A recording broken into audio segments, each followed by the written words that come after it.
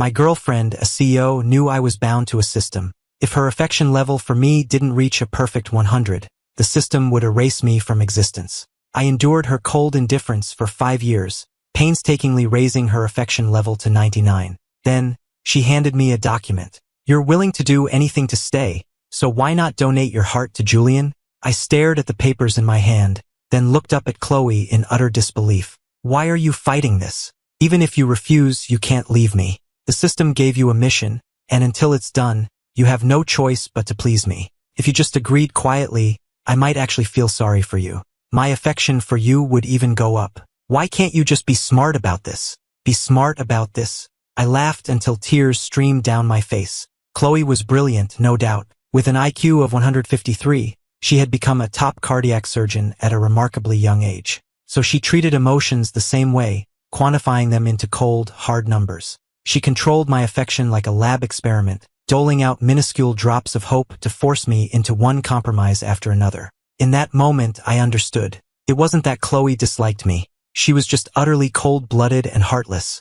And our daughter, the one I had raised with my own 2 hands for 8 years, turned out to be exactly like her mother. If you don't give Uncle Julian your heart, then I don't want you as my dad anymore. The hearts of this mother and daughter were like lumps of cold iron, impossible to warm no matter how hard I tried.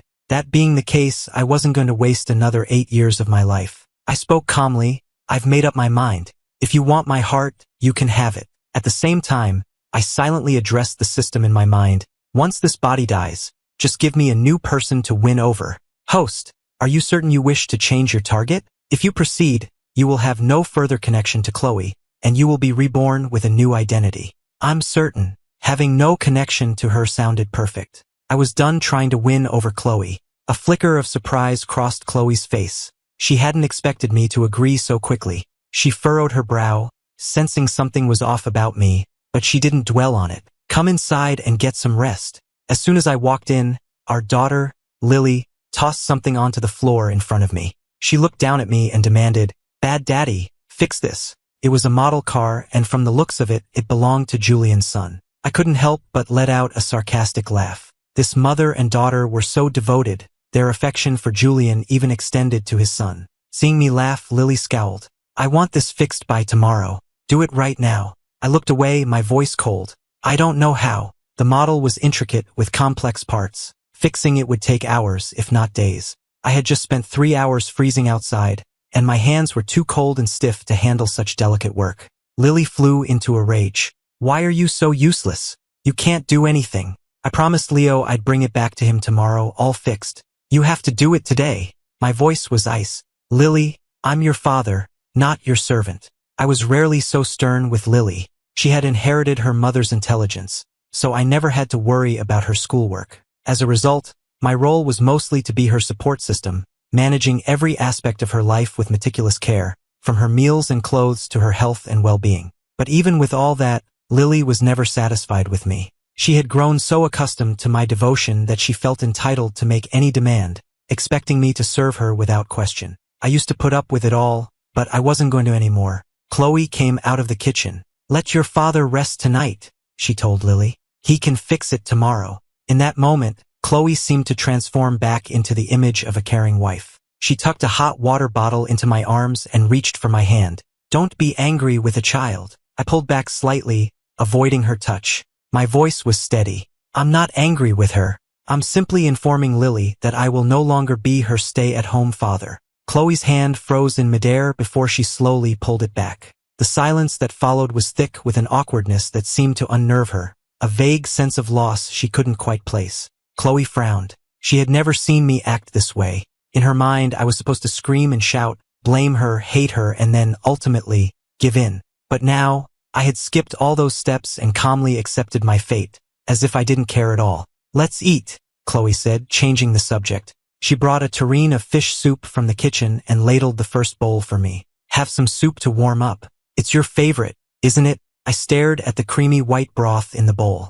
The fish was tender and the soup was rich. It was the one dish Chloe made perfectly. But a bitter feeling washed over me. The person who loved fish soup was Julian. Chloe hesitated for a fraction of a second before saying casually, "You're brothers. You probably like similar things." I gave a self-mocking smile. Julian and I had completely different tastes, but Chloe only ever remembered his. To make my mission easier, the system had set my identity as Julian's twin brother.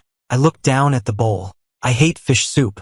I can't stand the fishy smell. It's disgusting, like drinking pure grease. Chloe didn't miss a beat, replying calmly, "Fish is good for your heart." My grip on the spoon tightened. So that's what this was about. I didn't say another word. I forced down the entire bowl of soup and then went to my room. In 8 years of marriage, Chloe and I had always slept in separate rooms. She claimed to be a light sleeper, so I had volunteered to take the guest room. I'd been sleeping there for 8 years. The truth was, she just didn't want to share a bed with me. But now it didn't matter anymore. The next morning, I woke up feeling groggy and disoriented. A loud banging on the door jolted me from my haze. "Daddy, bad daddy, why aren't you up yet? You haven't made my breakfast." My body felt like lead. I forced myself out of bed and saw that it was already 8 o'clock. Lily had to be at school by 7:30. I was usually up before 6 to make her breakfast and pack her school things. I opened the door, and Lily immediately kicked me in the shin. A 7-year-old has some strength, and the pain made me stumble backward. I grabbed the door frame to keep myself from falling. "Where's your mother?" The living room was empty, and her room was too. Lily said matter-of-factly, "Mom had to go to work. She's busy. Not like you, who just stays home all day and does nothing. You're so lazy you can't even get up to make me breakfast." Chloe was incredibly busy. As the top cardiac surgeon at Seattle's most prestigious hospital, she worked relentlessly, often forgetting to eat or sleep, completely neglecting her child and her home. Once, when Lily was little and sick, I took her to the hospital alone. I ran all over the building, from registration to the labs, until I was drenched in sweat. By the time Lily recovered, I had fallen ill myself. When Chloe found out, her only comment was a cold.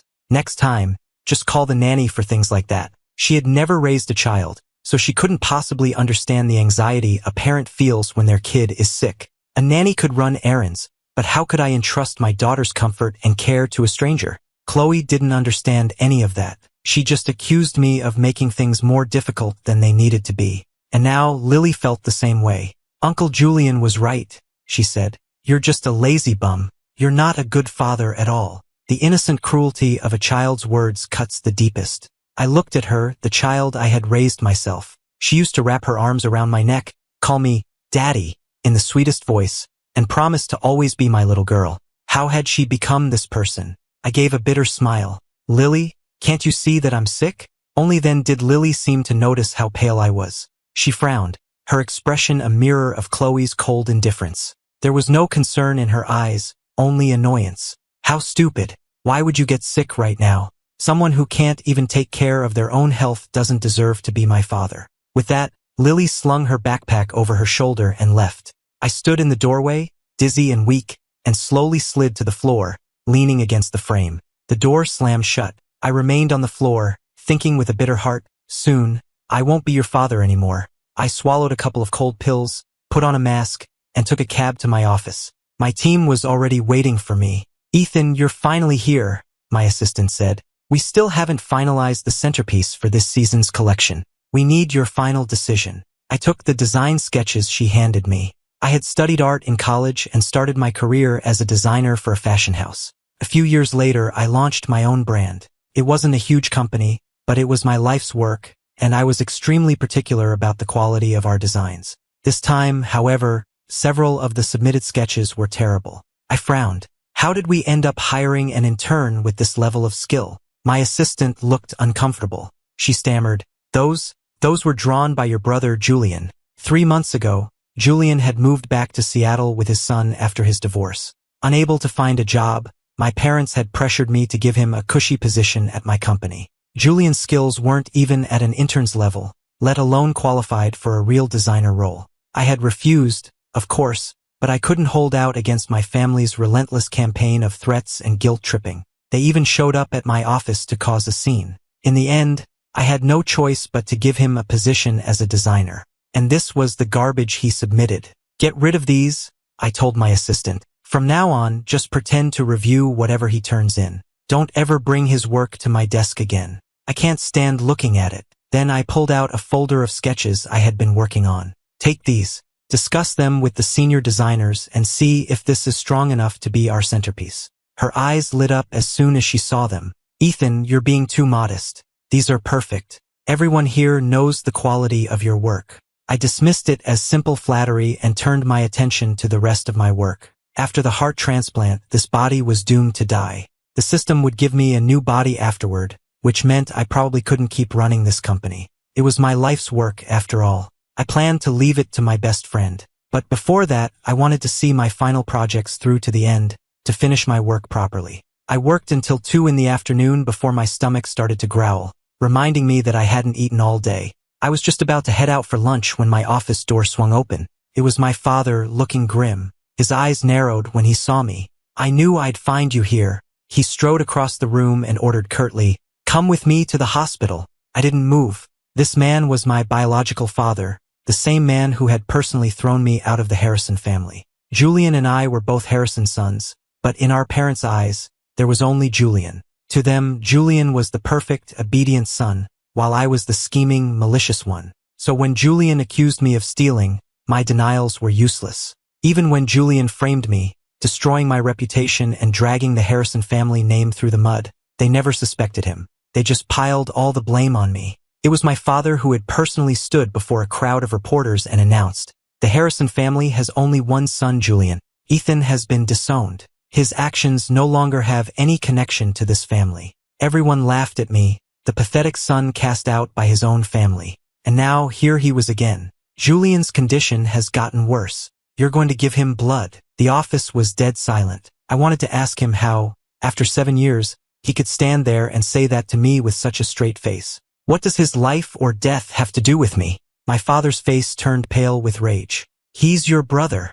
I laughed bitterly. "Have you forgotten? You threw me out of this family 7 years ago. I don't have any family, and I don't have a brother." The color drained from my father's face. The words he had spoken so many years ago had come back to haunt him. The proud man lowered his head for the first time I could remember. He pleaded, "The doctors say Julian's heart is failing. He's anemic. He needs transfusions just to stay stable. We haven't found a donor yet. You have to come with me and give him blood." Seeing him like this only made the bitterness in my heart grow stronger. I had never seen my father beg for anyone like this before. Julian truly was the most precious person in the world to him. And it wasn't just my father, was it? Chloe and Lily worshipped Julian just the same. The thought made my eyes well up. "I'll do it," I said, "but on one condition. I want all of Julian's shares in JS Holdings." My father's expression turned to ice. "Ethan, don't push your luck. That's the deal. Take it or leave it." After a long silence, my father gave in. He dragged me to the hospital. Having not eaten all day, I felt dizzy and weak. Without giving me a moment's rest, my father pulled me to the door of the phlebotomy lab. A nurse noticed how pale I was and kindly asked if I was hypoglycemic, offering to let me rest and have something to eat. But my father cut her off impatiently. "Just get on with it." This was a private hospital my father had invested in. His word was law here. The frightened nurse didn't dare argue and quickly prepared the equipment. As the needle pierced my skin, a wave of dizziness washed over me. Between the severe cold and the low blood sugar from not eating, I started to feel my breathing grow shallow halfway through the draw. My head slumped to the side. The nurse panicked, crying that they had to stop or something terrible would happen. My father's face was a mask of fury. He was afraid of something happening, not because he cared if I died, but because if I did, Julian would lose his personal blood bank.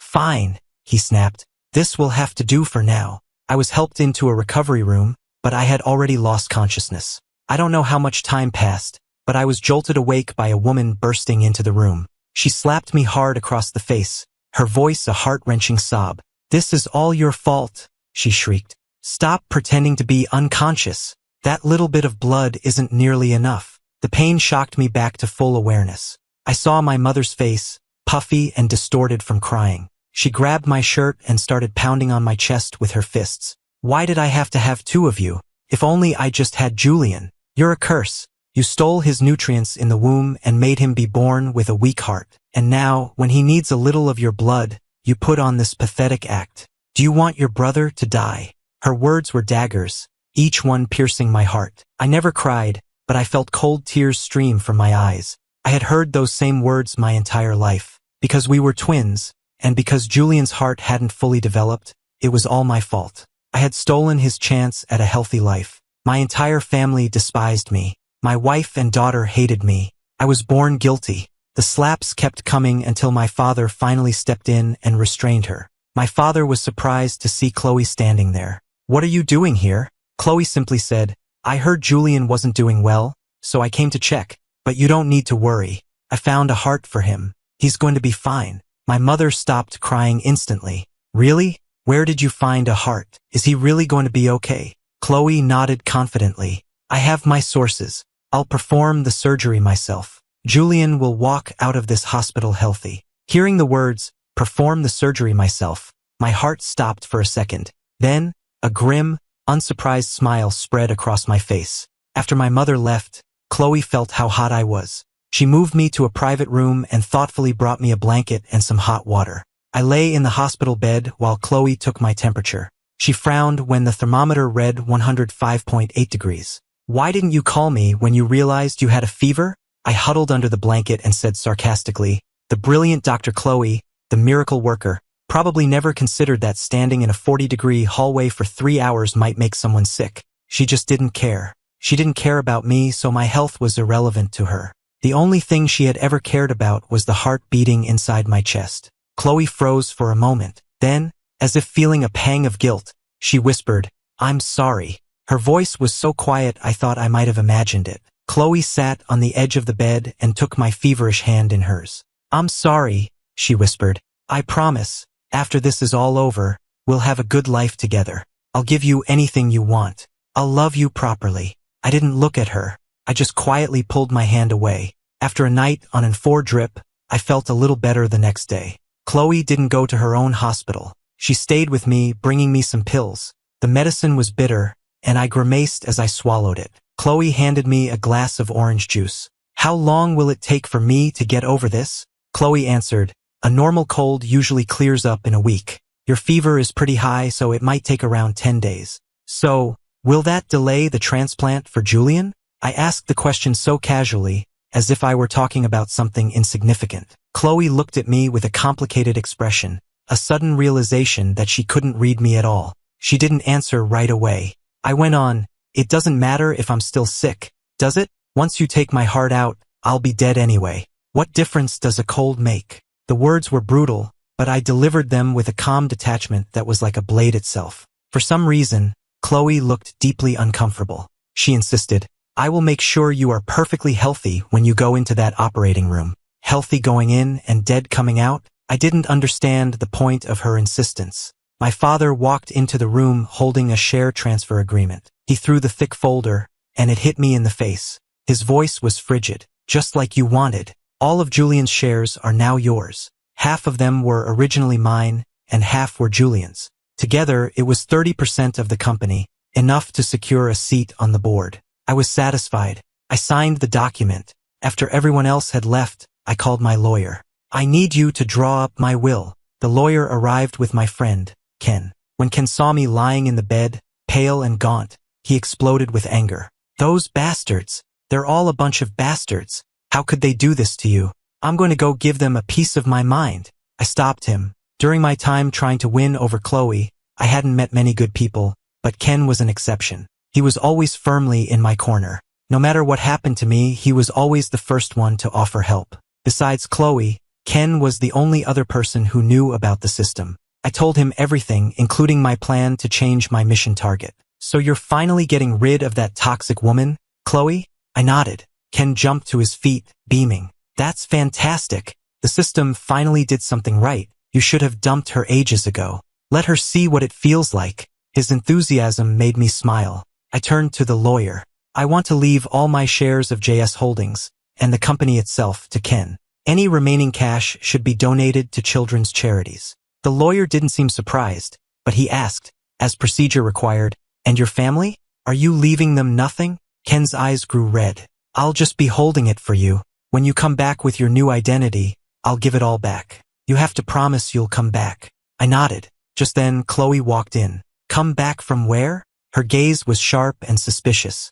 I had no idea how much she'd overheard. I quickly explained, "I was just telling Ken I plan to travel abroad for a bit, once I'm feeling better. He was just asking me to bring him back a souvenir." Chloe's expression remained neutral. After a moment of suspicion, she reverted to her usual demeanor. Don't forget your tests later. I breathed a sigh of relief. Chloe personally escorted me to my tests. I knew these tests were to determine if my heart was a suitable match for donation. As I was leaving the examination room, I ran right into Julian. He was in a wheelchair, looking frail and thin in his hospital gown. His face was pale, and he coughed weakly every so often. Just looking at him was enough to make anyone feel pity. I heard from Chloe that you found a heart for me, Julian said suddenly. You must be happy for me, right? I looked into his dark eyes. They seemed so bright and innocent, but I could see the deep-seated malice hidden beneath the surface. Did he really not know anything? Happy, I said with a smile that was surprisingly genuine.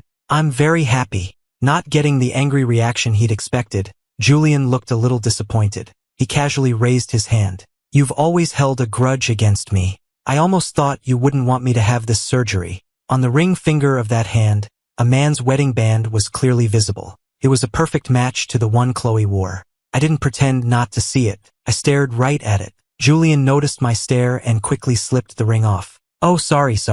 This was just a welcome home gift from Chloe. It doesn't mean anything. I usually wear it on my middle finger, but my hands are swollen from the illness, so it only fits on this one. You're not mad, are you? As he spoke, he broke into a violent coughing fit. Chloe emerged from the examination room to this exact scene. She rushed over, pulling Julian behind her protectively, and yelled at me. What did you do to him? He's a sick man. Why are you tormenting him? I looked at her, so completely overwrought, and let out a self-deprecating laugh. So even the most calm and rational person has a breaking point. All it took was a few coughs from Julian, and without even asking what happened, she had instinctively cast me as the villain. This was my wife, the woman I had once loved with everything I had. My heart felt like it was being crushed in a vice, and I couldn't breathe. Julian was still coughing. Chloe, don't be angry. Ethan didn't do anything. He just commented on my ring. Please don't be mad at him over this. Chloe's expression grew even darker. The date for the transplant is set. None of your petty little schemes will work. I will not let anything interfere with Julian's surgery. She thought I was trying to back out of the donation by intentionally aggravating Julian's condition. But I didn't bother to explain. It would have been useless. She only heard what she wanted to hear. I just silently turned, walked back to my room, and shut the door. The only comfort I had left was my sketchbook. I loved to draw and design. My greatest dream for years had been to see one of my collections on the runway. Fortunately, I had received an invitation to show a collection next year.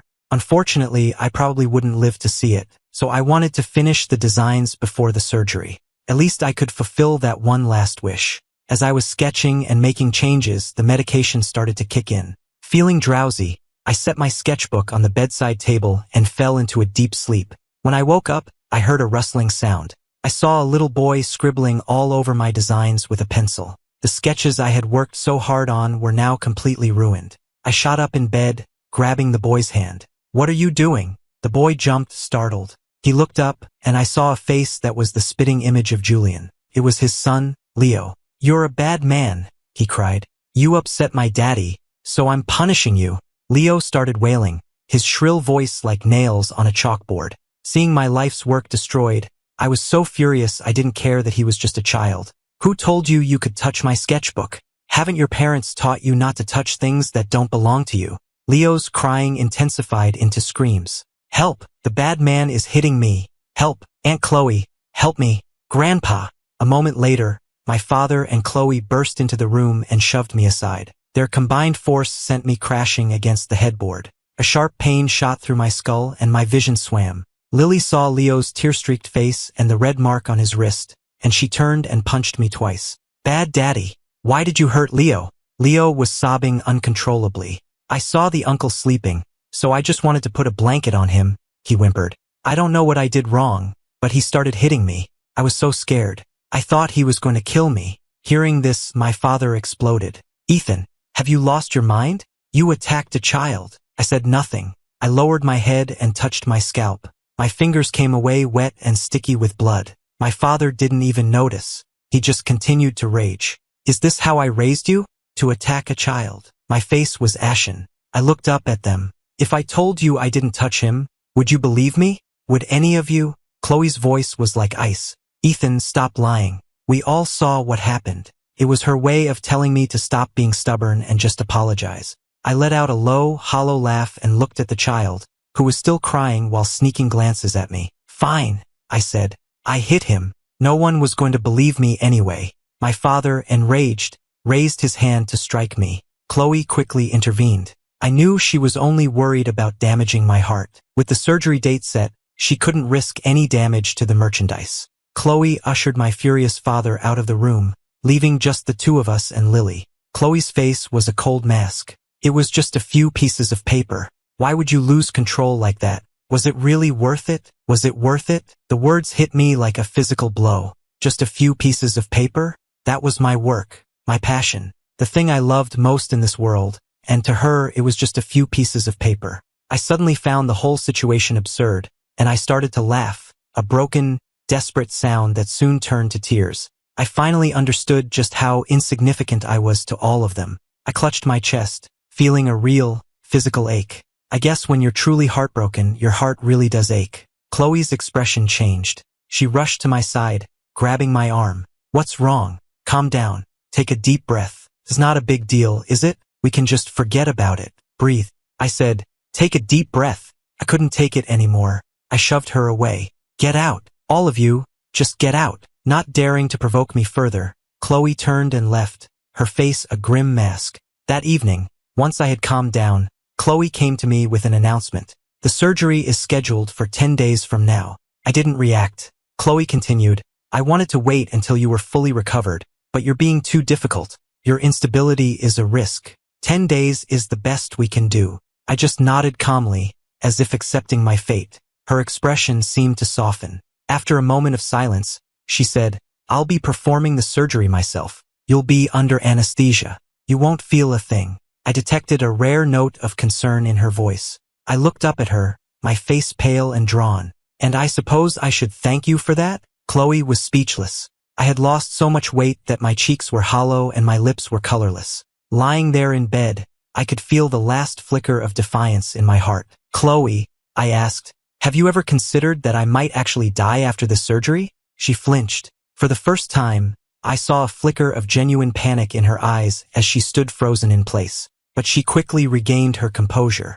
We've already established that you can't truly die until the mission is complete, she said rationally. So you don't need to say things like that to try and trick me. The last bit of fight in me died, the light in my eyes fading to nothing. That was my last attempt. Chloe, there is no one in this world foolish enough to keep offering up their heart after knowing it will just be trampled on. At least I'm not. From now on, the man named Ethan will disappear from your life completely. A heavy silence filled the room. Chloe saw the tear that escaped the corner of my eye, and a strange, sharp pain pricked at her own chest. But she quickly suppressed the feeling. Her rational mind told her it was only temporary. Once the surgery was over, everything would go back to normal. She would make it up to me, and things would be just as they were. I would come back to her. I would come back to life. There was still a chance. After that, I barely spoke. I spent my days either sketching or staring blankly out the window. For those last 10 days, I was just counting down the time. I no longer had any attachment to this life. Chloe abandoned all her work to stay at the hospital with me, shuttling me from test to test, from blood draws to medication schedules. My arms were covered in needle marks, but I never made a sound. My complete silence seemed to unnerve her more than any argument could have. As we passed Julian's room, my father stopped me, his expression a mixture of suspicion and annoyance. What is all this? All these tests for a simple cold? Are you just putting on a show to make us feel sorry for you? I didn't answer. I had grown paler and thinner with each passing day. I refused to meet his gaze. A surge of anger rose in him. You were always different from your brother. Cunning and malicious. All this is just making us despise you more. If you had any sense, you'd just disappear and get out of our sight. As he spoke, he gave me a hard shove. Already weak, I lost my balance and fell, the stack of medical reports I was holding scattering across the floor. He looked startled. What are you playing at? I barely touched you. Are you trying to frame your own father now? I didn't say a word. I bit back the pain and started gathering the scattered papers. They were all my test results. He glanced down and picked one up. Why are you getting an echocardiogram? Just as he was about to read more, Julian's voice came from behind them. Dad. He wheeled himself over, looking exceptionally frail, and tugged on our father's sleeve. Dad, don't be mad at Ethan. He just wants you to pay more attention to him. You've spent so much time with me, it's only natural he'd be upset. Go on, spend some time with him. I'll be fine. As he said this, he clutched his chest and began to gasp for breath. My father immediately dropped the paper and rushed to his side. You foolish boy. Look at you. And him, your brother, instead of helping, he's here faking sickness for attention. Why are you defending him? Besides, if it weren't for him, you never would have been born with this condition in the first place. Such a touching scene of fatherly love and filial piety. My heart was already numb to it all. Just then, Chloe came out of the lab with more results. Her face fell when she saw the scene. She quickly strode over, gathered the scattered reports, and without a word, dragged me back to my room.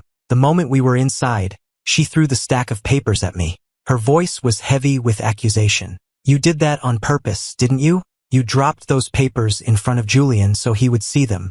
You wanted him to feel guilty and refuse the surgery. Ethan, you are a truly vicious person. Her cold words landed like a hammer blow to my heart. I looked down and gave a sad smile. If that's what you want to believe, then fine. It doesn't matter what I say anyway. Whenever Julian was involved, Chloe lost all sense of reason. My family, my wife, even my own daughter, they all trusted Julian over me. Any explanation I offered would be pointless. I silently got back into bed. Is there anything else? Chloe was silent for a moment, her gaze landing on the ruined sketchbook on my nightstand. Julian has one last wish before his surgery, she said. He wants to present a collection at a fashion show as a designer. You have a spot in next year's showcase, don't you? Give it to him. I snapped my head up. You know that's my dream too. You know how long I've worked for this. And you want me to just hand it over to him? Why? I'll never agree. Chloe's brow furrowed. It's just one spot. What's the big deal?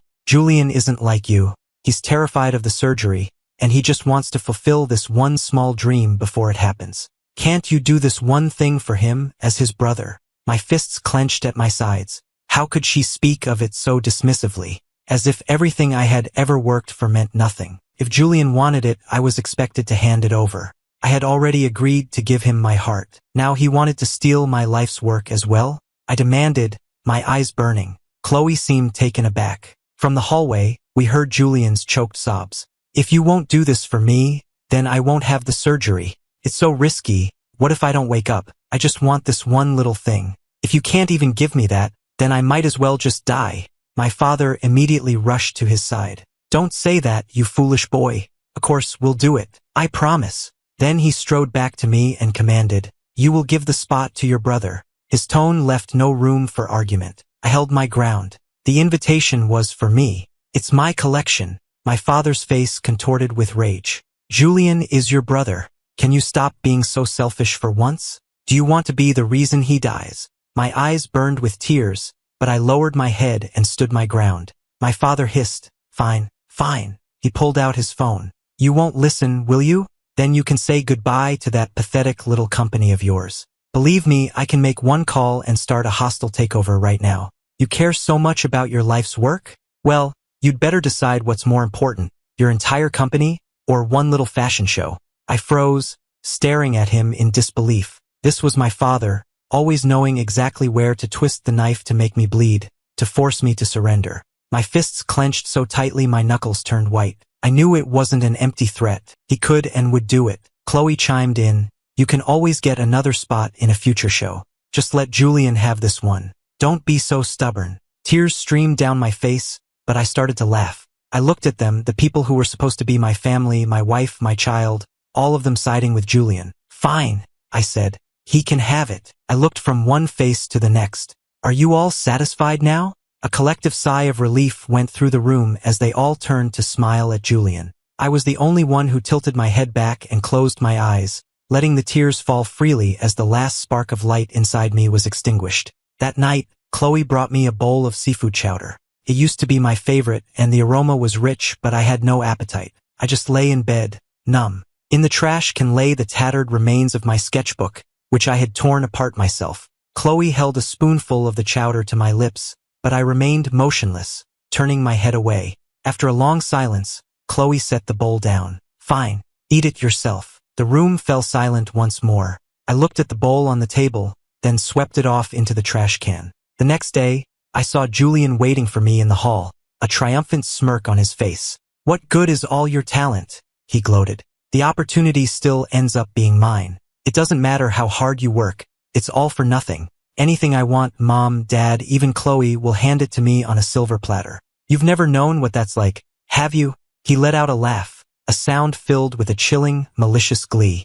"I wonder if you'll even be around to watch my show after the surgery." His eyes made it clear. He knew everything. I looked at him coldly. "Even if you get on stage with your level of talent, you'll just be a laughingstock." The color drained from Julian's face. With no one else around, he dropped the act. He sneered. "Instead of worrying about me, you should be worrying about that good friend of yours. I hear he's in a bit of trouble." My blood ran cold. "What are you talking about?" Julian put on an innocent expression. "Oh, you haven't heard? Your dear friend Ken came to see me, said some nasty things. I just mentioned to Dad that I didn't like him, and it seems Dad sent some people to take care of it. It might be a little complicated, but you know how Dad operates. A trumped-up tax evasion charge, and your friend won't see the light of day for at least a decade." I couldn't control myself. I slapped him hard across the face. "You're insane. If you have a problem with me, deal with me. Why are you going after my friend?" Julian just laughed, unfazed. "Because you care about him. You don't have anything left for me to take, so I have to go after him instead. If you want to blame someone, blame yourself. You're the one who got your friend into this mess. It has nothing to do with me." He smiled, a picture of innocence, but behind it lay a terrifying cruelty. I raised my hand to hit him again, but before I could, I was shoved violently aside. Chloe had arrived, and she angrily pulled Julian behind her. "What are you doing?" She glared at me, her eyes blazing with fury. "What did he do to you? Were you about to hit him again?" In an instant, Julian transformed, breaking into a fit of coughing. "Chloe, it's not his fault. I said something to upset him. It's okay. Let him hit me if it makes him feel better. It doesn't hurt." He suddenly started gasping for air, acting as if he were on the verge of death. Chloe's expression grew even more furious. "Ethan, are you insane? Why would you attack him? Look what you've done to him." I didn't have the energy to deal with her. My only thought was to call Ken and warn him, but as I pulled out my phone, Chloe slapped it out of my hand. "Do you have a heart?" she screamed. "How can you be playing on your phone at a time like this? Julian can't handle this kind of stress." The phone hit the floor, and the screen shattered. I picked it up, but it was completely dead. It wouldn't turn on. Ignoring what she'd just done, Chloe grabbed my arm. "Julian's condition is getting worse. We have to do the surgery now." I looked over and saw Julian clutching his chest, gasping dramatically. He looked to be in agony, clinging to Chloe's sleeve, but his eyes met mine with a look of triumphant provocation. It was clearly an act. I tried to shake her off to get to the nurse's station to use a phone, but she had already called for orderlies, who pinned me down, giving me no chance to struggle. "Are you trying to back out of this?" she demanded. "We can't wait any longer. The surgery has to be now." They started dragging me towards the operating room. I was too weak to fight back. All I could do was plead with her. "I'm not backing out. Just let me make one phone call. It's an emergency." But Chloe wouldn't listen, assuming I was just trying to stall. I was forced onto the operating table, and several people held me down while they strapped my arms and legs. Tears of desperation streamed down my face. I kept begging, "Chloe, please, just let me make one phone call. Just one. I'm begging you." Chloe's face was a cold, emotionless mask. "Anesthetize him." I felt the cold liquid enter my veins, and I knew it was over. My eyelids grew heavy, and the world went dark. In the last moment before I lost consciousness, I looked at the woman standing over me, and a single tear escaped my eye. "Chloe, I hate you." In the darkness, the cold, mechanical voice of the system echoed in my mind. Regrettably, the affection level was not met. Host's third mission is a failure. This body will now expire. As per the host's request, a new target has been selected. We are currently identifying a suitable opportunity for your rebirth. As the flatline alarm of the heart monitor blared, a nurse's voice cut through the noise. "Dr. Monroe, the heart has been successfully removed." Everyone in the room breathed a sigh of relief, but Chloe's hand suddenly trembled. A wave of immense panic washed over her. She instinctively looked down at the man on the operating table. I lay there peacefully, my face calm, no longer breathing. She had taken my heart with her own two hands. Chloe seemed to be in a trance until a colleague nudged her. "Dr. Monroe, should we begin the transplant now?" She snapped back to reality. Yes, Julian was saved. Wasn't this what she had wanted all along? 6 hours later, Chloe emerged from the operating room. My parents were waiting anxiously outside, along with Lily and Leo. They were all there for Julian. The surgery was a success, Chloe announced. My parents burst into tears of joy. Lily and Leo jumped up and down, cheering. Not a single one of them asked about me. Julian was wheeled out, and my mother followed the gurney to his recovery room. My father stayed behind to thank Chloe. With tears in his eyes, he took her hands. Chloe, you are a wonderful daughter-in-law. If you hadn't found this heart and performed the surgery yourself, I don't know if he would have made it. I always said Julian should have been the one to marry you. You know, back then he trailed off with a sigh. Never mind. But can you tell me who the donor was? I'd like to thank their family. Just as he finished speaking, the doors to the operating room swung open, and a nurse wheeled out a gurney. My body was on it, covered by a white sheet. As the gurney passed them, a draft from a nearby window lifted a corner of the sheet, revealing a hand with a distinctive birthmark. My father froze. He recognized that birthmark. He took a step to follow. Chloe quickly stepped in his way. Donor information is confidential. It's the law, Mr. Harrison. Please don't ask. My father stopped, figuring it must have just been a similar-looking mark. In the hallway, Chloe took over for the orderly and pushed the gurney herself, all the way down to the morgue.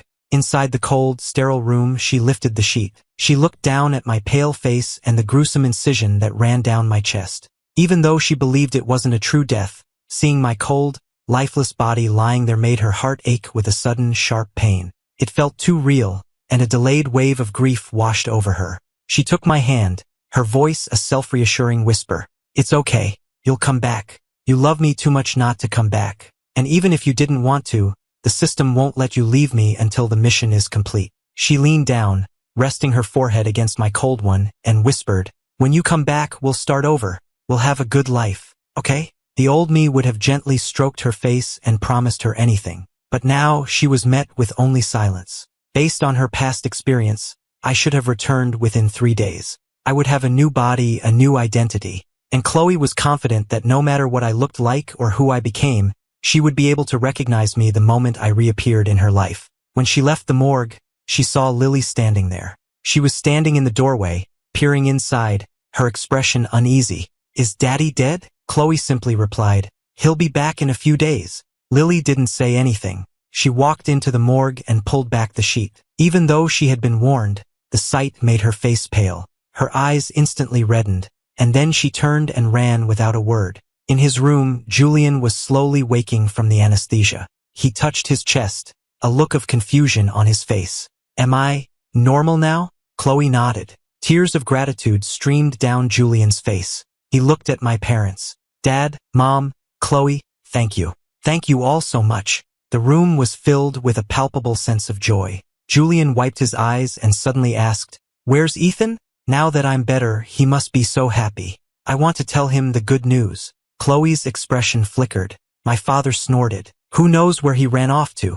He hasn't shown his face since you went into surgery. He clearly doesn't give a damn about his own brother. A flicker of understanding crossed Julian's eyes, but he still turned to Chloe with a worried look. Chloe, is Ethan mad at me? Chloe didn't know how to answer. No matter how she tried to spin it, the fact was that this version of me was dead. She didn't answer, simply patting his hand. You just focus on getting some rest. Then she left the room. Later that night, my father stepped out for a smoke and saw a nurse cleaning out the room next to Julian's. It was completely empty. He couldn't help but ask, where's the patient from this room? The nurse shook her head. I don't know. I was just told to clean it. Are you family? It looks like he left a paper on the bed. You can take it. She handed him the sheet of paper. My father took it. It was a tissue compatibility report. The results showed that my heart was a perfect match for Julian. In the cold night air, the cigarette in my father's hand stopped halfway to his lips. What is this? The nurse, thinking he didn't understand, explained, it's a compatibility report. It shows the donor and recipient were a very close match. My father's hand began to shake. He stared at the paper in disbelief, turning it over and over. My name and Julian's name were printed there, clear as day. Suddenly, it all clicked into place. All the tests I'd been having, the reports I'd dropped in the hallway, the body on the gurney outside the operating room, the corner of the sheet blowing up to reveal that familiar, unmistakable birthmark on the hand. His hand trembled, and the report slipped from his fingers, fluttering to the floor. He stumbled away, his steps unsteady, heading for the morgue. He nearly fell twice. When he pushed open the heavy doors and saw my lifeless body on the metal slab, the color drained completely from his face. He staggered backward and collapsed. Chloe, who had rushed after him, caught him and tried to block his view, ready with an explanation. But my father shoved her aside. "What is this?" he demanded, his voice breaking. Chloe remained silent. "You said you found a heart," my father choked out. "Was it Ethan's? What did you do?" he roared, completely breaking down. Chloe tried to explain. "Julian's condition was critical. We couldn't afford to wait for a donor. So you just let Ethan die? No matter what, he was still my son. He was your husband." Chloe looked up at him. "It was the only way to save Julian. If you had been the one to make the choice, would you have done any differently?" The morgue was silent. His lack of an answer was an answer in itself. My father stumbled backward, the full weight of his complicity crashing down on him. He covered his face and sobbed, looking at my body. "I'm sorry. I'm so sorry, son." Chloe said nothing, just leaned silently against the wall. After a long time, she finally spoke. "I'm the one who failed him. I've already booked a flight out of the country. Once Julian is discharged, I'll take Ethan's ashes and leave. You know he wouldn't want to be anywhere near you." With that, she turned and walked away. Days later, when Chloe finally returned to our home, she felt like she was in a daze. We had lived there together for 8 years, and traces of me were everywhere. Our wedding photo still hung on the wall, a picture of me smiling, so happy and full of life. A wave of sadness washed over her. She went downstairs to run some errands, and a neighbor stopped her. "Chloe, I haven't seen Ethan around lately. Is everything okay?" Chloe didn't know what to say. He went back to his hometown for a while." "Oh, did he? That's a shame. The last time I saw him, he told me he was worried about you working so late. He asked me to bring back a free-range chicken from my sister's farm so he could make you some soup. I have it here, he must have forgotten. Here, you take it." Chloe stared at the offered chicken, a wave of complicated emotions washing over her. "Thank you," she managed to say. She went back upstairs in silence. The large house felt unnervingly quiet. She had never been a talkative person and was used to the silence at home. But I had always been the one to fill it, chattering about my day, telling her little stories. She had usually found it annoying. Now that my voice was gone, she was discovering that silence could be its own kind of torture. In a daze, she heard the front door open. She shot to her feet. "Ethan, you're back?" The words had barely left her lips before she froze. Lily, standing in the doorway, also froze for a second. Then her face darkened, and she threw her backpack on the floor. "Mom, I'm hungry." Chloe didn't feel like cooking, so she ordered takeout on her phone. After one bite, Lily threw down her fork. "This is disgusting. When is Daddy coming back?" Chloe knew she was a picky eater, but she'd never been this bad. She made a mental note to have the nanny start cooking their meals. "You'll eat what you're given." Lily didn't take another bite. She just went to her room. The next day, Lily slept late. She woke up and instinctively yelled, "Daddy, you didn't wake me up." The words were out of her mouth before she remembered I wasn't there. Lily fell silent. She took one bite of the breakfast the nanny had made and immediately spit it out. "I want Daddy's cooking. This doesn't taste the same." The living room went quiet. Chloe didn't say anything, and Lily, seeming to understand, stopped her tantrum. After a long moment, Lily's eyes welled with tears. "Mommy, when is Daddy coming home? You said it would only be a few days." "That's right, 3 days. Based on her experience, I should have reappeared after 3 days. Tomorrow would be the 3rd day. They just had to wait one more day." Chloe comforted her daughter. Soon, but as the day approached, Chloe didn't feel relief, but a growing sense of dread. Over the past 3 days, my absence had become a palpable, heavy presence in her life, and there was nothing she could do but wait. Finally, the 3rd day arrived. She stayed awake, watching the clock tick past midnight. With no desire to sleep, Chloe threw on a coat and went out. She had no destination in mind. She just walked, hoping to run into someone, anyone, who might be me. She walked from midnight until dawn, circling our neighborhood, visiting all my old favorite spots, but she didn't see anyone who could have been me. The panic in her heart grew. It had never been like this before. The last 2 times I changed identities, I had returned to her orbit almost immediately. And as soon as I appeared, no matter my new face, she had always been able to recognize me instantly. By the time the sun came up, Chloe was exhausted. She hesitated for a moment, then headed to the hospital. Julian was recovering well. The color was returning to his face, and he was able to walk around a little. His face lit up when he saw her. "Chloe, did you come to see me?" Chloe looked around distractedly, scanning the crowded hospital hallways, trying to pick me out from the crowd. Julian had to tug on her sleeve twice before she snapped out of it and offered a few half-hearted words. Suddenly, she saw someone with a build similar to mine. She instinctively started to rise, but Julian grabbed her sleeve. He asked, his voice full of hurt, "Chloe, why are you ignoring me?" Chloe violently shook his hand off and called out, "Ethan!" She rushed over and grabbed the man's arm. The man, just a random patient, was startled and pulled away. "Who are you?"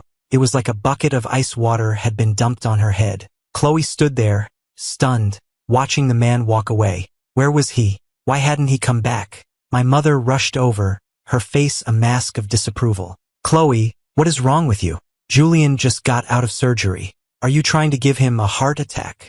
Julian immediately jumped to her defense. "Mom, it's not her fault. She's just worried about Ethan. She doesn't know where he's gone." My mother's face hardened.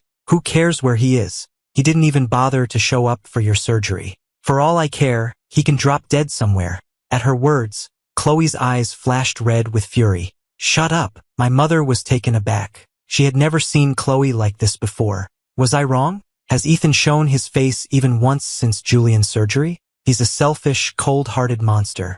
I should never have had him. I hope I never see him again for the rest of my life. Chloe's face grew darker with every word. She clenched her fists and whispered, He'll come back." Her unhinged expression frightened even my mother, who had no idea what was going on. When she got home, Lily immediately ran to her. "Is Daddy back?" Chloe ignored her and walked straight to my old room. Inside, she noticed that the framed photo of us that had always been on the nightstand was now just an empty frame. The photo itself, our only one together, lay in torn pieces in the trash can. I had ripped it up before I left. A shudder ran through Chloe as a terrible understanding dawned on her. She dumped the contents of the trash can onto the floor and, with trembling hands, tried to piece the photo back together. But it was impossible. In the dead of night, Chloe lay on the floor of my empty room. In her grief-stricken haze, she thought she saw me. In the space after death, the system was showing me images of Chloe. "Do you wish to observe?" the system asked. I hesitated, then allowed my consciousness, my soul, to drift back to her side. As if she could sense my presence, she looked around the empty room. "Ethan, is that you? Are you back?" I didn't answer. Not that she could have heard me even if I had. I just watched her, confused by the intensity of her reaction. I had assumed that after my death, she would feel a little lost at most, but that with Julian there, she would quickly move on and devote herself to him. But in the past 3 days, she had barely spent any time with Julian at all. The system's voice cut through my thoughts. "Host, her affection level for you has now reached 100%. If you appear before her now, the mission will be complete. Do you still wish to change your target?" In the darkness of the room, Chloe whispered, "I regret it." She gave a choked, self-mocking laugh. "I regret it. I really, truly regret it. Please just come back, okay?" She was met with only silence. After a long moment, I gave my answer. "I can't trust her anymore. Besides, the damage has been done. The pain doesn't just disappear. Why should she be forgiven?" A flash of white light enveloped me, and I knew my new life was beginning. I closed my eyes without a single look back. The next morning, Chloe finally stirred, looking completely lost and broken. Lily was sitting in the living room, her eyes red from crying. "Daddy's still not back?" No matter how mature she acted, she was still just a 7-year-old girl. Her initial indifference had given way to anger, and now to sadness. She asked through her sobs, "Doesn't Daddy want me anymore? Doesn't he want you?" Chloe felt a sharp pain in her chest, as if her heart were being squeezed. "No, of course not," she whispered. But her voice was so quiet, so weak, so utterly devoid of conviction. When she got to the hospital, she went straight to the morgue. It was the only tangible connection to me she had left. But when she went inside, the slab was empty. She grabbed the nearest attendant, her voice frantic. "Where is he? Where is Ethan Harrison?" The young nurse was terrified. She stammered, He's been taken to the funeral home for cremation." Chloe's eyes went wide, and she bolted out of the hospital like a madwoman. Julian, who had come to see her, tried to grab her arm, but her momentum sent them both tumbling to the ground.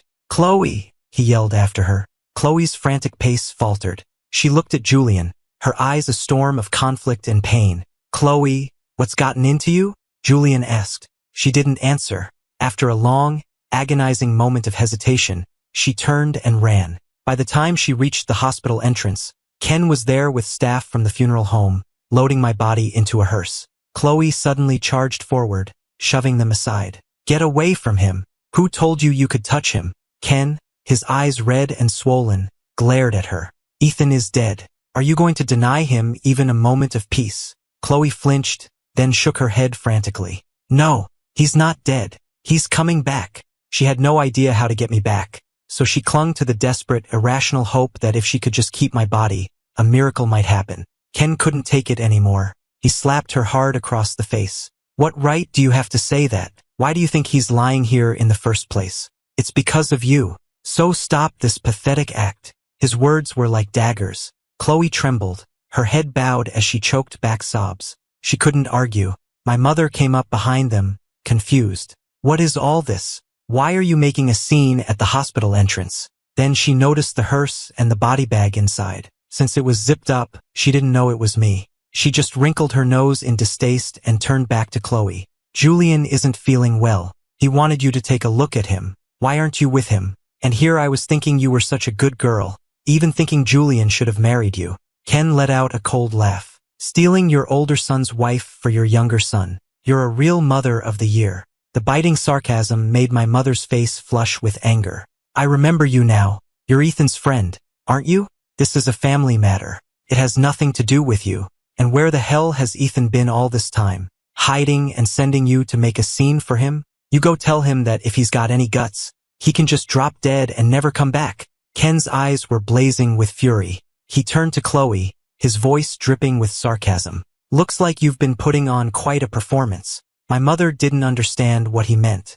Julian rushed up from behind them and grabbed my mother's arm. "Mom, I'm not feeling well. Can you take me back to my room?" All other thoughts fled my mother's mind. Her only concern was getting Julian back to his room. But Ken stepped in front of them, blocking their path. He looked straight at Julian. "In such a hurry to get your mother away? Afraid she might learn the truth?" Julian's face went pale. "I don't know what you're talking about." My mother sensed something was wrong, but she still stood by Julian's side. "What are you trying to say?" she demanded. Ken looked at her. "Aren't you the least bit curious where the heart beating in your son's chest came from?" My mother answered without a second thought. "It was from a kind donor, of course." Ken laughed, a harsh, angry sound. "Do I need to remind you how long the organ donor list is? People wait for years for a heart. How is it that Julian got one the moment he was admitted to the hospital?" The color drained from my mother's face. "What are you talking about?" she snapped. "Even if I don't like Ethan, I would never take his heart. Don't you dare make such a vile accusation." Ken turned his gaze to Chloe. "Ask your precious daughter-in-law if it's an accusation." My mother's face went ashen. She looked at Chloe, who simply stared at the ground. She turned to Julian, who was shaking his head frantically, insisting he knew nothing. My mother's chest heaved. "It's impossible," she gasped. "How could it be? You're lying." Before she could finish, Ken pulled her over to the hearse. He reached in and unzipped the body bag, revealing my corpse. My father, having just arrived, rushed over, but he was too late. My mother let out a piercing scream and went limp, her eyes fixed on my face. "Let her go!" my father yelled, rushing to support her, trying to shield her eyes, but the damage was done. My mother's eyes were wide with disbelief. She stared, her mouth agape, unable to form a single word. She struggled to breathe, leaning heavily on my father for support. It felt as if something inside her mind had broken. "How is this possible?" she murmured.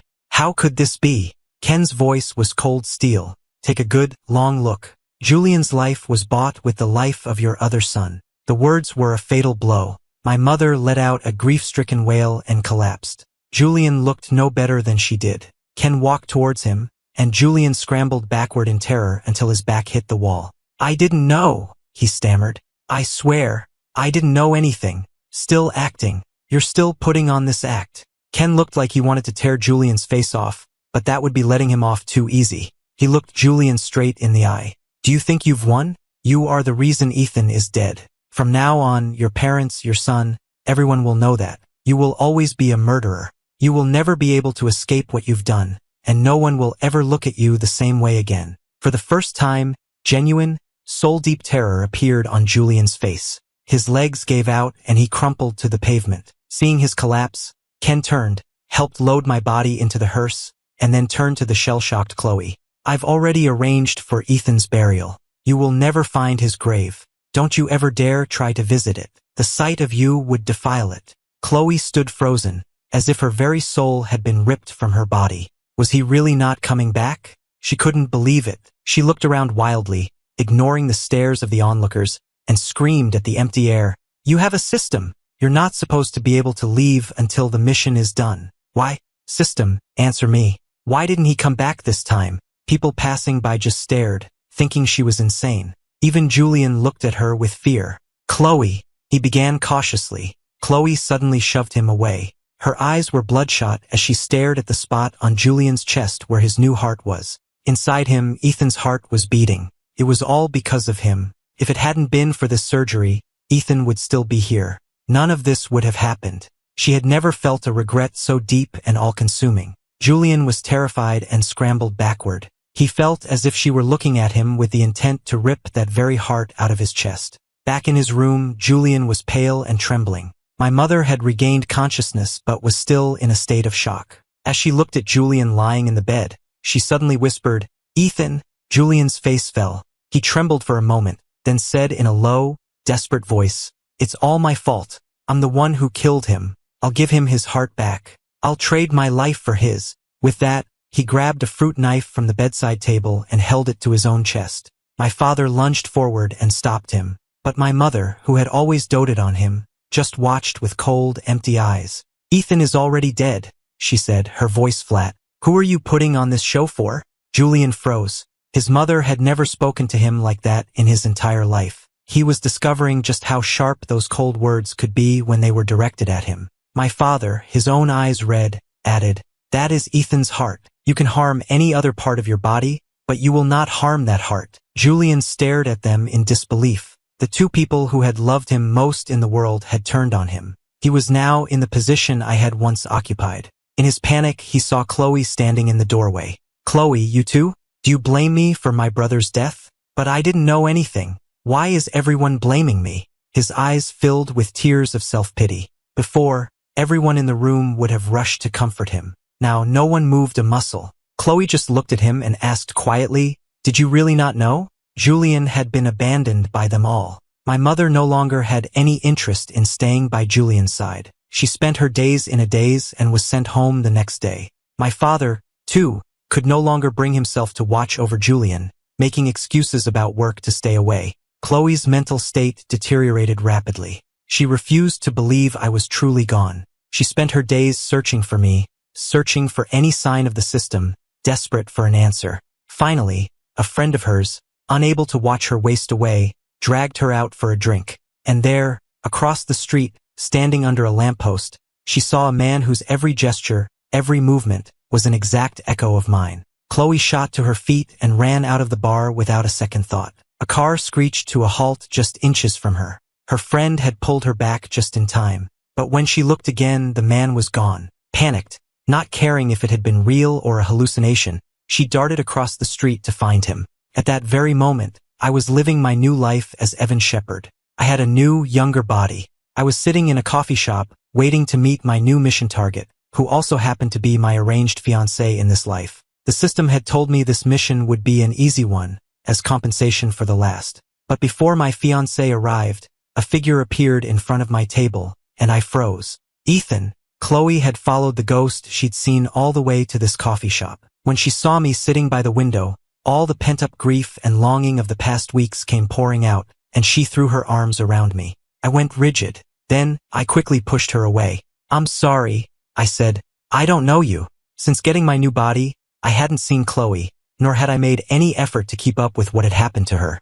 I had no idea she had become such a wreck. The woman who had once been obsessively neat, almost a germaphobe, now reeked of alcohol. She had dark circles under her bloodshot eyes, and tears were streaming down her face. She was looking at me as if I were a priceless treasure she had lost and just found again. I took a step back in shock. I never would have imagined that my absence would affect her this deeply. Wasn't this what she wanted? She was finally free to be with Julian. I couldn't understand it, and I didn't want to. I quickly composed myself. "Miss, I think you have the wrong person," I said calmly. "My name is Shepard, not Harrison." Staring into my unfamiliar eyes, Chloe froze, completely stunned.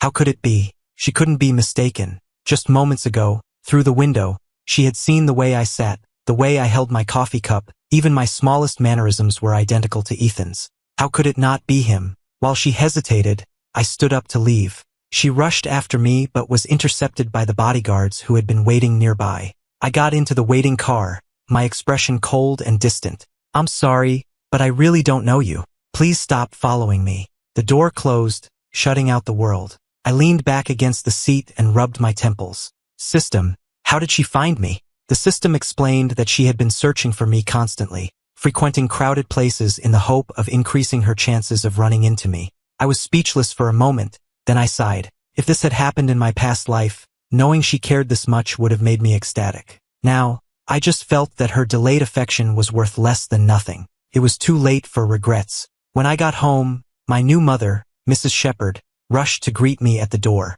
"Evan, darling, the security detail told me you had a run-in with some crazy woman today. Are you all right? Were you frightened? Did she hurt you?" She looked me up and down, her face etched with concern. Only after she was satisfied that I was unharmed did she press a hand to her chest. "You scared me half to death. How can something like that happen in broad daylight?" I looked at this woman, my new mother, whose eyes were filled with nothing but love for me, and a warmth spread through my chest. The system really had given me a wonderful family this time. My parents adored me, and I had 2 older sisters who doted on me. Even my mission target was a childhood friend, and our families had already arranged our marriage. Everything was perfect. Remembering my interrupted meeting, I said, "I didn't get to meet Claire today, though." My mother waved a dismissive hand. "Don't you worry about that. Her mother and I are old friends. I've already invited them over for dinner tonight. You'll see her then." I had to smile. From what both the system and my mother had told me,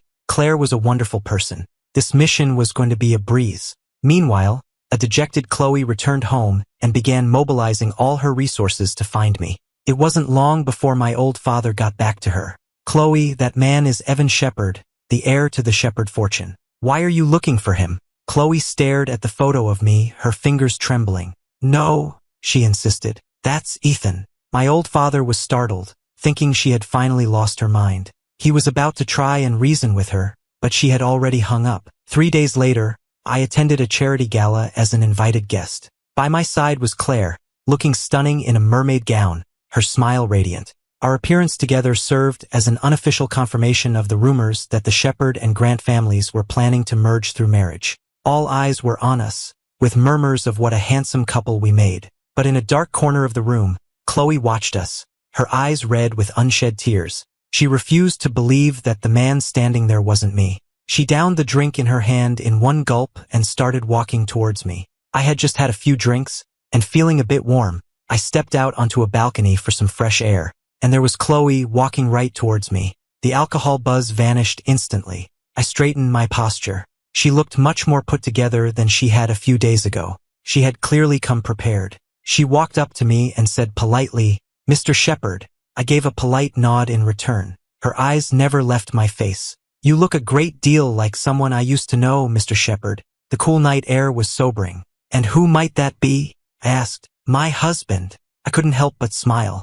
In the past, Chloe had never liked to acknowledge me as her husband in public. Her heart had always belonged to her first love, Julian. He was the only one she had ever wanted to marry. And now, here she was, in front of this new me, finally admitting that I was her husband. It was too late. I replied politely, "Then you must be mistaken." She didn't respond to that, instead continuing as if talking to herself. "He loved me so much. I don't think anyone in this world could ever love me the way he did. But I didn't love him at first. I only married him because he resembled the man I was in love with." The wind stung my eyes. I didn't understand why she was telling me all of this now. Was she trying to reminisce? "But then, I really did fall in love with him," she said, looking me straight in the eye. "I started out using him as a substitute, but I fell in love with the real him. I knew the difference between him and the other man. When I looked at him, I saw him, and only him. My voice was hoarse as I tried to hide the lump forming in my throat. And, in 8 years together, I had never once felt the love she was describing now. Had she ever shown me even a shred of respect? Her eyes were red, her voice trembling. And so I regret it. I regret not realizing my own feelings sooner. I regret all the ways I hurt him. I regret doing something that can never be undone. Ethan, I'm so sorry. Can you forgive me? Can we start over? I'll make it up to you, I swear. We can forget the past. Please. She grabbed my hand, her eyes pleading. I could feel her trembling, but my own heart was a landscape of scars. How could I possibly accept this love, now that it was far too late? I slowly pulled my hand away. With tears in my eyes, I held up my hand, showing her the engagement ring on my finger. Miss, I don't know what you're talking about. As I've told you, my name is Shepherd. I am not your husband, and I have a fiancé. Her eyes widened as she stared at the ring. Impossible, she breathed. Why is it impossible? I asked. She struggled to control her emotions. Because you love me. You love me, so how could you be engaged to someone else? This is a lie, isn't it? You're just trying to hurt me. I know I was wrong. I'll never hurt you again. I swear. Just take off the ring, please. By the end, her voice had dropped to a desperate, broken plea. I felt my own eyes begin to burn. She knew. She knew how much I had loved her, and she knew how much she had hurt me. She just had never cared. When I loved her most, all she gave me was pain. What was the point of her saying all this now? I asked quietly. This husband you speak of, the one who loved you so much, where is he now? Chloe froze. Ethan was dead. No one knew that better than she did. He had died on her operating table by her own hand. The crushing weight of that truth was unbearable. It made it impossible for her to look at me, made her feel she had no right to ask me for anything. And yet, she couldn't let go.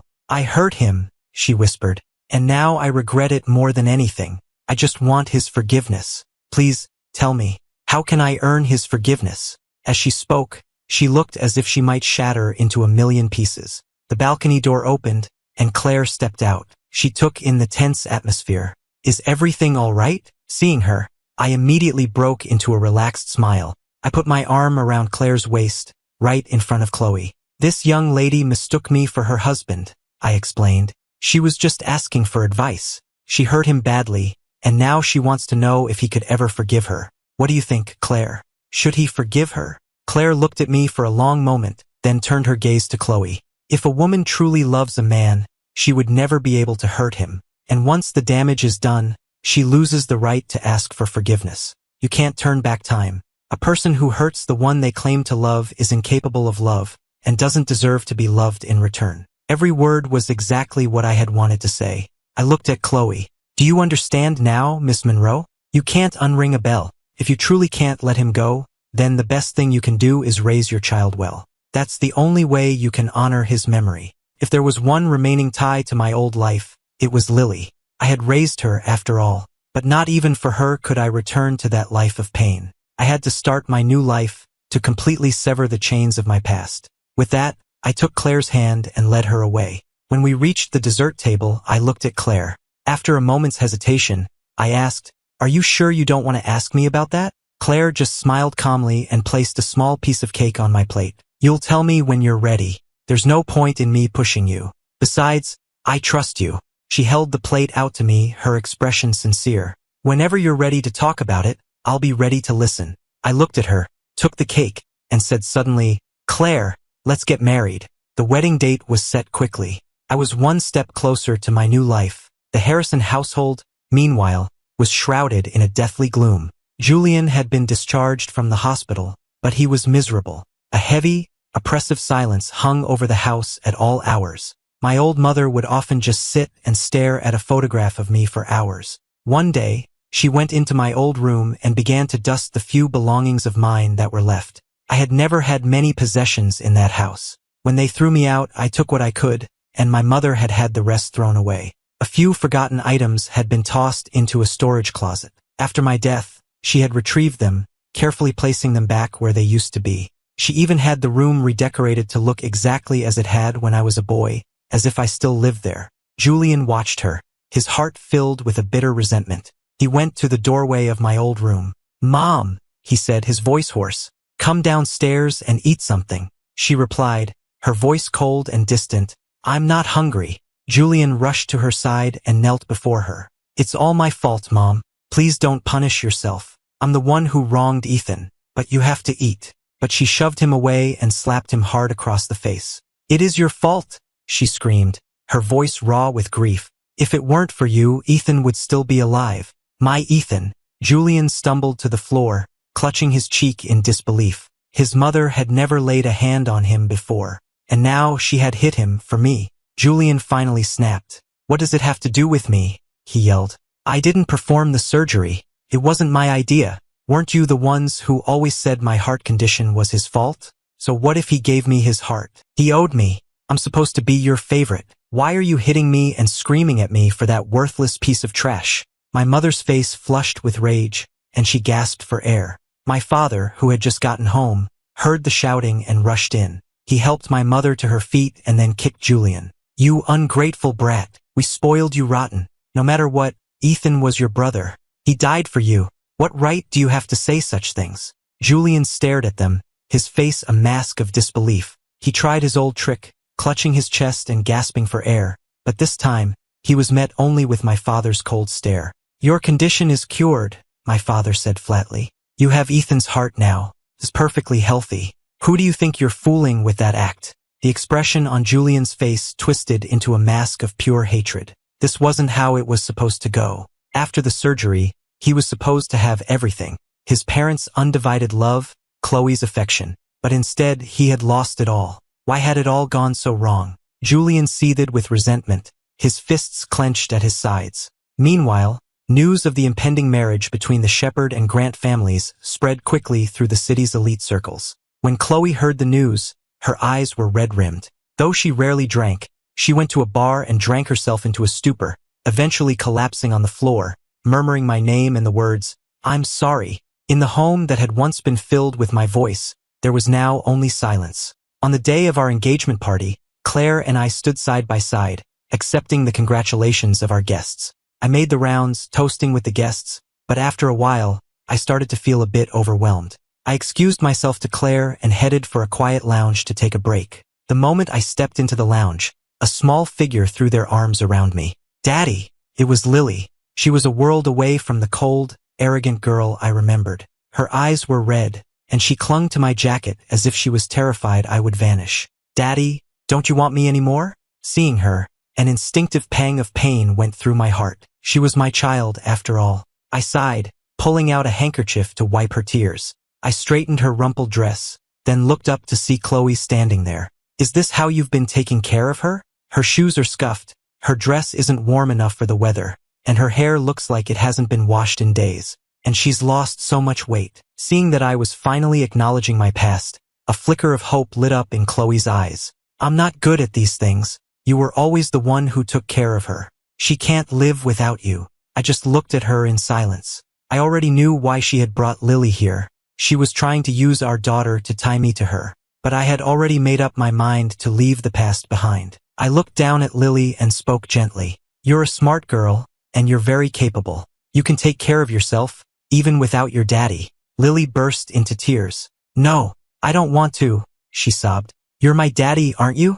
Why won't you take care of me? Why don't you want me? Is it because I was bad? I'm sorry. I'll be good now, I promise. Please don't leave me. Don't leave Mommy. She was still just a 7-year-old girl. Of course, losing her father would be painful. I gently stroked her hair, then looked up at Chloe. You shouldn't have brought her here. This is only going to hurt her more. Chloe's eyes were fixed on me, her voice hoarse with desperation. Even if it's just for her, can't we go back to how things were? You don't have to forgive me. You can hate me for the rest of your life. Just don't leave me. Looking at her, I knew that if I didn't end this now, once and for all, she would never give up. I spoke softly. Chloe, you're just not used to being without me. We were together for 8 years. It's a normal adjustment. Time will heal everything. And Julian is still waiting for you. It's not like that, she cried out, her voice thick with emotion. I love you. I realized that now. I can't live without you. I gave a bitter smile. Then why did you hurt me over and over again? You knew I wanted nothing from you except your love. Chloe, you say you loved me back then, and I believe you. But your love was a cold and cruel thing. You kept your affection level at a perfect 99, always dangling that last 1% just out of my reach. My voice started to shake. I'm a human being. I feel pain. I get tired. What on earth made you think I would just keep taking it forever, without condition? She shook her head, her face contorted in agony. Her knees buckled, and she sank to the floor in front of me. It wasn't like that, she sobbed. I was just scared. I was terrified that the only reason you stayed was because of the system. I was afraid that as soon as you hit 100, you would leave me. Couldn't lose you. I just couldn't bear to lose you. The painful memories of the past threatened to drown me all over again. I wiped the tears from my own face and gently pushed her away. But what's done is done. Chloe, you've already hurt me more than I thought possible. Please don't torture me anymore. I just want to start a new life. Seeing the pain on my face, she looked as if she'd been struck, and she slumped to the floor, defeated. Through my own tears, I said, today is my engagement party. If you feel even the slightest bit of remorse for what you did, then please don't ruin one of the few happy moments I have left. Please. Chloe was left completely speechless. She finally understood that the damage she had done to me was irreparable. I left the lounge. Lily stood by, watching it all unfold in a daze, the realization slowly dawning on her that she would never have her father back. A wave of grief and anger washed over her, and she started hitting Chloe with her small fists. It's all your fault, she screamed. You made Daddy leave. I don't have a daddy anymore. With that, she burst into tears. Chloe silently wrapped her arms around her, tears of her own streaming down her face. We were all guilty. None of us deserved forgiveness. Back on the main floor, I had composed myself. With the beautiful and elegant Claire on my arm, I walked through the crowd towards the flower-adorned stage. Chloe watched it all, her eyes red and raw. That night, she went to a bar and drank herself into oblivion. In the dead of night, caught in a painful state between drunk and sober, she took a cab to the hospital, to the very operating room where she had taken my heart. She lay down on the cold, metal operating table, a chill seeping deep into her bones. The events of that day played back in her mind with vivid clarity. Me being held down on this very table, the anesthesia being injected into my arm. He must have been so cold. Tears streamed down her face as she curled into a ball, a sharp pain blooming in her own chest. She eventually fell asleep there, and was woken the next morning by the sound of Julian's voice in the hallway.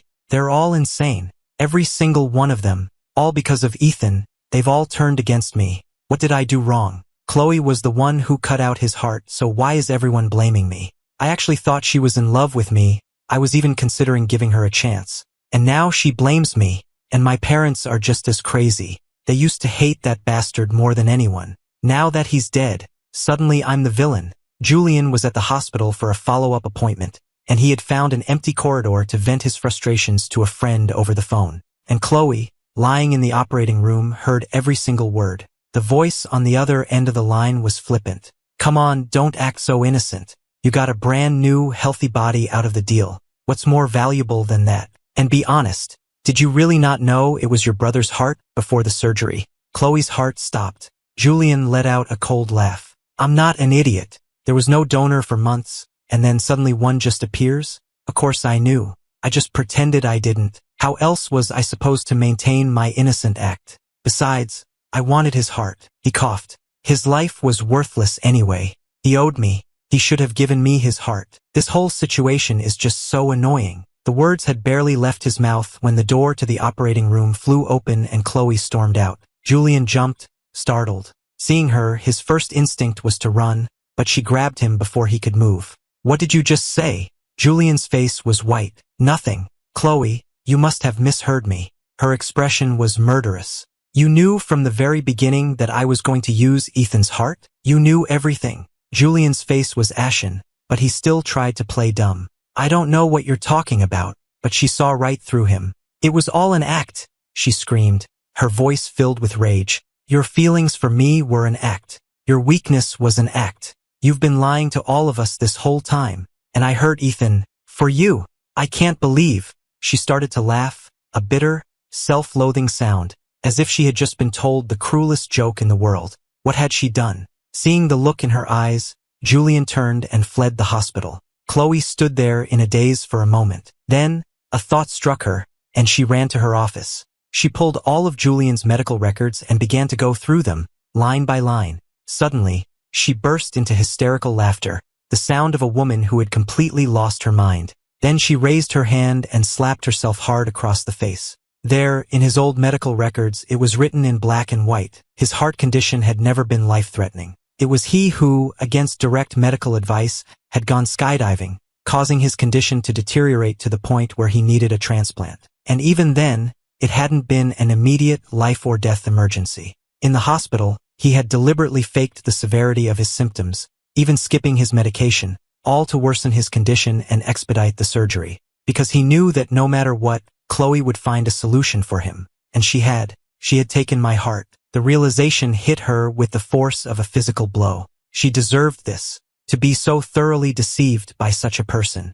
to have caused me so much pain, to have taken my heart with her own hands, all for him. What right did she have to ask for forgiveness? Now she had lost everything. The man who loved her, the man she thought she loved, all of it was gone, all because of Julian. And what right did he have to possess Ethan's heart? With that thought, she walked out of the hospital, got in her car, and drove straight to the Harrison estate. The atmosphere in the Harrison house was grim. Julian had just gotten home to find his father sitting in the living room, his face a mask of fury, and his mother looking just as thunderous. A knot of fear tightened in his stomach. "Dad? Mom? Why are you both home?" he asked cautiously. His father shot to his feet and slapped him hard across the face. The force of the blow sent Julian sprawling to the floor. He stared up in shock, having no idea what was happening. "Dad, what was that for?" His father played a recording on his phone. It was his conversation from the hospital corridor. Chloe had recorded it and sent it to him. His mother's face was a canvas of disbelief,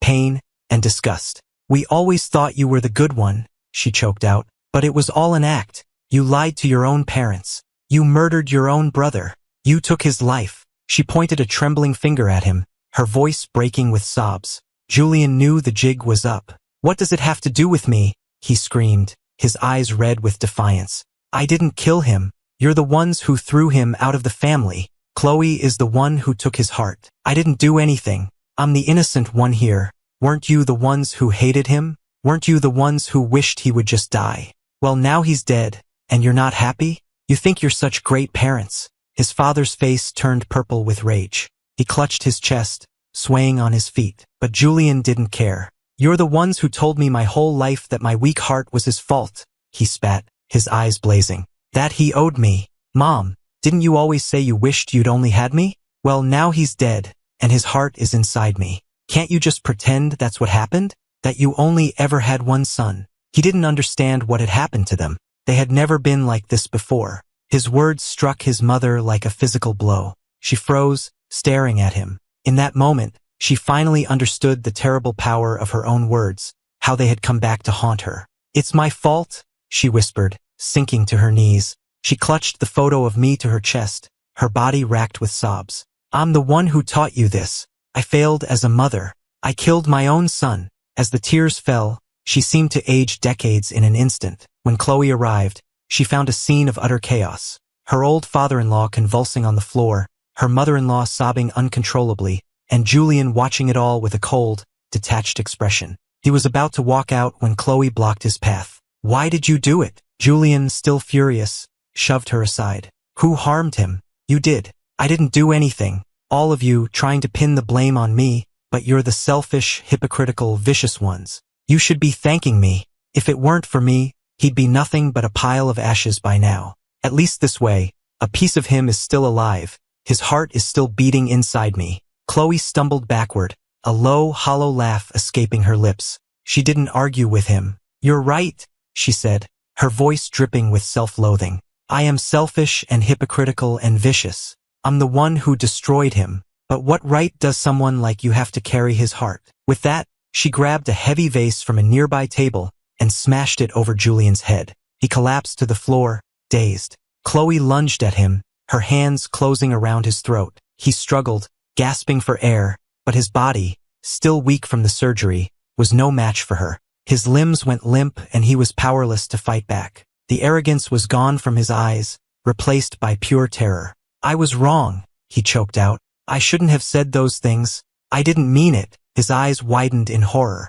In her hand, Chloe was holding a scalpel. His voice trembled with fear. Chloe, I'm sorry, I really am. Please, calm down. But Chloe wasn't listening. Her mind was a chaotic storm of voices, mine and Julian's, twisting together. One cruelly reminded her of how she had destroyed the man who loved her. The other mocked her for her foolishness, her gullibility, her self-inflicted misery. When she finally came back to herself, her hands were covered in something warm and wet. She had cut out Julian's heart. Seeing the warm, familiar heart in her hands, she was transported back to the day of the surgery. A nurse's voice echoed in her memory. Dr. Monroe, should we begin the transplant now? No, she screamed at the empty room. This is Ethan's heart. She had to give it back to him. But she looked around, and I was nowhere to be found. She stood up, cradling the heart, and went to find me. When the police found her later that night, she was collapsed in the snow, a pool of blood spreading out beneath her.